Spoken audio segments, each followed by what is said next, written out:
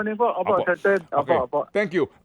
Yung po ng actual inventory natin ng supply sa buong Pilipinas, ilang araw po na lamang for LPG? Opo, kasama po pati yun pong in transit na committed na po ng mga supplier is 30 days to 35 days. Ay, that's good news kahit papaano kasi in the Senate is only 23 days sa kanilang presentation. So, it's good for almost a month. So, ano po ang ginagawa ng inyong grupo para masiguro po na continuing po ang dating ng supply? Opo, ito rin naman po ay direktiba ng Department of Energy sa amin that we have to continue sourcing additional supply kahit mataas. Yun po ang advice sa amin to make sure lang na maitaas pa yung inventory to around 45 days. Saan po ang source nito, sir? Kinukuha po namin ito sa Asia na mga nakalusot po like Malaysia, like Singapore, China, Thailand. But this is a bidding na po ito. Hindi na po ito yung dating ginagawa namin na via contract. This is a bidding. Bidding, okay. So, ilan ho bang porsyento ng ating LPG stock ang nanggagaling sa Middle East? 90% po ng LPG ng Asia is galing po ng Middle East. Okay, so in that case ngayon na may problema tayo doon, paano po yung kasiguraduhan na meron tayong supply? Nangangahulugan ba na pataasan ngayon nga ng bid o presyo? Kaya po tumaas ang presyo this early dahil po yung mga barkong supposed to be na noong March 1 ay nandoon sa Middle East. Mm-hmm. Yung iba po ay nag-divert na po ng US, Canada, Africa, and Australia. Yun po yung nangyayari ngayon and that is around 45 days shipping or voyage day ang nangyayari. Kaya po tumaas po ng ang tinatawag nating shipping cost. Okay. So, sir, usually ho kasi 'di ba ang LPG hindi sumasabay naman 'yan sa petroleum, ano? Nalingguhan po yung mga paggalaw ng presyo. Kayo po, bakit may anunsyo na ho kahapon na baka umabot po ng dagdag halos 500 piso basically po doon sa 11 kilogram na tangke?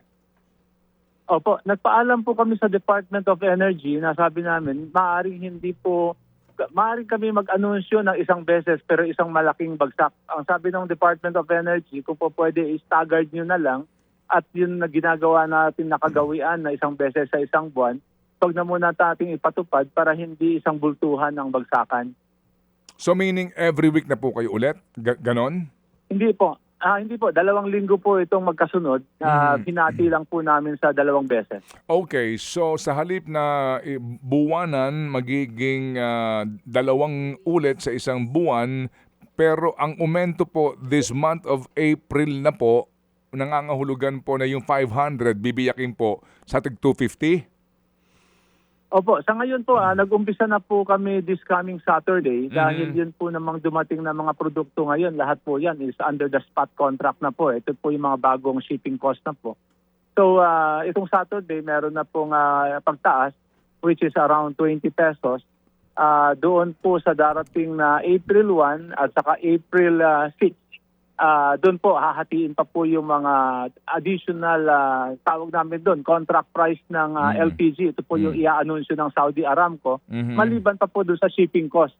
Medyo magulo po ngayon ang computation dahil dati po isa lang sinusundan namin which is the Saudi Aramco announcement. Ngayon po pati po yung shipping cost ay kailangan na po namin i-consider dahil iba po yung angat ng shipping cost ngayon eh. Opo. Pero doon na naman po sa posibilidad na sabihin na naman po no, ng iba na yung stock nyo na ipatutupad nyo na presyuhan bukas old stock ito.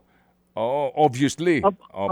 Ano ang inyong sagot doon? Ito po ang kasagutan po namin yan. Deklarado na po kami sa DOE dahil regulated po kami ng DOE. Ang LPG po is regulated po. Yan po ang pagkakaiba namin sa diesel and gasoline.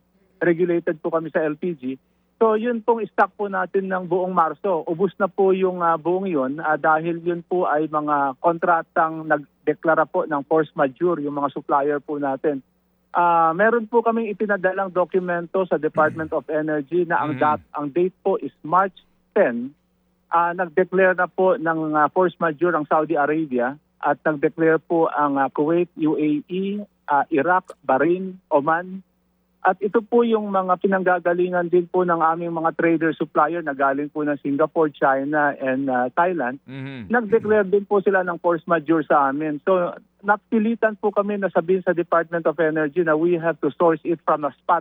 Kailangan na po namin bumili ng mas mataas na produkto dahil hindi na po nila kami bibigyan ng dating Opo. kontrata dahil Opo. bineklara po nila ang force majeure. Ito na nga po yung pamahala na po, bidding ang sistema. Sir, but can we safely say na for the month of April, starting perhaps tomorrow, yung 500 piso per tank na 11 kilogram na aumento, yun na yun o posible pa hong tataas yan? Hindi po, yung darating po na Sabado, ang magiging presyo po dyan, nasa range po ng 1,250 to 1,003. Sa April po, ang papasok po doon yung 1,400 and then after that, 1,500. Hanggang doon na po yun dahil ang tinitingnan po namin for the last 2 weeks of the bidding, hindi naman po ito nag-overshoot doon sa ina-expect po natin na lumalala. So far, mataas na po yung presyo pero nakikita po namin na hindi na po ito nadadagdagan pa. Okay, it's 1,500 more or less per 11 kilogram na tangke. Opo, pagdating po ng April. Okay. Pero sir, meron ba kayong meron ba kayong napapansin na movement ng mga hoarding baga lalo na ho doon sa mga institutional users? Wala po sa ngayon dahil ang ginawa po namin, 3 weeks ago we are summoned by Malacanang at sinabi po nila sa amin that because regulated po kami, we know ang consumption nila on a monthly basis. Doon po namin dinideliver lamang yung pangangailangan ng bawat dealer up to doon sa mga institutional account. Kaya hindi po sila po pwedeng mag-hoard. In our part naman po, because we already regularly inspected by the DOE sa ngayon. Yun po ang nangyayari because regulated po kami. The permit that we are, the license po namin galing po sa kanila ngayon regulated po kami. Okay, sige. But we can safely say, Sir Arnel, na maaari pong tumaas ang presyo pero hindi tayo magkukulang sa supply. Opo, we can guarantee that dahil meron na rin pong ginagawa ngayon today ang Department of Energy that doing the G2G. Hinihintay po namin yung resulta po na yun. Okay, sige po. Sa inyo pong paliwanag, Sir Arnel, kami po ay natuto ngayong umagang ito at napahupa pong aming damdamin. Salamat po, Sir Arnel. Maraming salamat po. Thank you. Arnel T, ang founder po and president ng LPGMA. Mga kapatid, para sa iba pang mga balita at impormasyon, sundan niyo po kami sa X, Instagram, Facebook at syempre sa TikTok, True Network PH. Mag-subscribe din po kayo sa aming YouTube channel, True Network. May website din po tayo, truenetwork.ph at pwede niyo rin po kaming mapanood sa Channel 19 ng aming True FM TV. Lagi pa rin makinig sa radyo dito po sa 105.9 True FM dahil dito, laging true sa'yo, kapatid. Dito tayo sa totoo, tunay at